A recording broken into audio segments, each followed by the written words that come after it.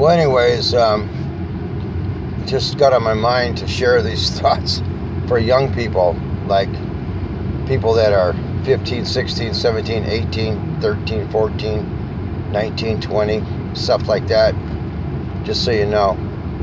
Anyways, so on your air conditioning units, especially in your cars, is what I'm talking about, you have a compressor. And the reason you have a compressor is because gas, any kind of gas, like oxygen, nitrogen, helium, when you compress it, it turns into a liquid. And more than that, it gets cold. Okay? So you have a compressor that compresses your gas in your air conditioning unit. Now, in order to compress it, you also have to have like a safety valve. Otherwise, if you just keep compressing it, it'll just explode your compressor. So there's a one-way valve, and you have what they call on your car, that when you look under the hood at your air conditioning unit, you're going to notice all these tubes and everything, and your compressor, which is hooked up to your engine drive belt. Anyways, so what you have is a low end and a high end.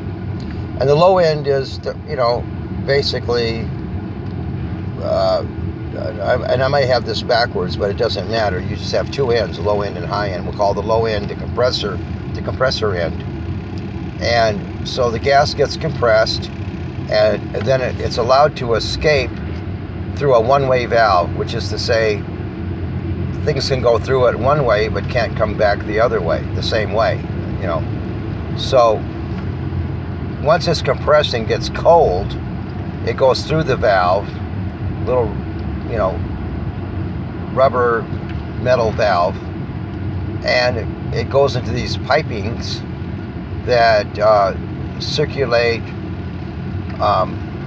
through your radiator too, to cool down the water, help cool down the water. And also, it just goes through your fan area and blows cold air into your vehicle.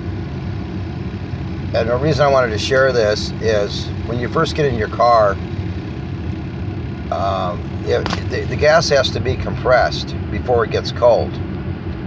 That's why you have a compressor. So if you just sit in your car without revving your motor when you first start it, your chances are it'll be warm air blowing, or not extremely cold air. That's why when you start driving and you raise your RPMs, revolutions per minute, on your compressor motor, the air gets colder. So I wanted to share that because a lot of times people think there's something wrong with their air conditioning, and there's nothing wrong with it. It's doing what it's supposed to do.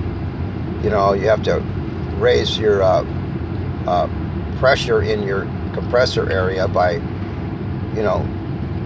raising the RPMs.